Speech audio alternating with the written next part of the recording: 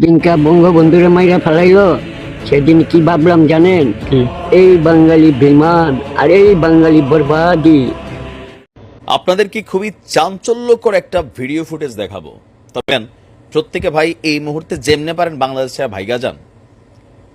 কারণ এই প্রধান সমন্বয়ক নাহিদ যে ঘোষণা দিছে ভারত থেকে সাবেক প্রধানমন্ত্রী শেখ হাসিনার আইনও বিচারের হিসাব কিন্তু চলে আসতেছে। সে যে ঘোষণা দিছে ভাই, আমি এরকম ঘোষণা মানে তার মুখে আপনারা শোনেন যে সে কি বলতে চায়। কোনো বিচার হয়নি এবং শেখ হাসিনা দেশ ছেড়ে পালিয়েছে। অবশ্যই আগে ফ্যাসিজমের সাথে যারা জড়িত তার বিচার, গণহত্যার দায় যারা দণ্ডিত, যারা অপরাধী, তাদের বিচার আগে করতে হবে। তারপরে তারা এই দেশে রাজনীতি করতে পারবে কি পারবে না বা তারপর তার সাথে আলোচনার পথটি পরিষ্কার হবে। আমরা এই রেজিমের সকল গণহত্যা, পিলখানা হত্যাকাণ্ড থেকে শুরু করে এই আগস্ট এবং জুলাইয়ের যে গণহত্যা এবং এই পুরো রেজিমে যে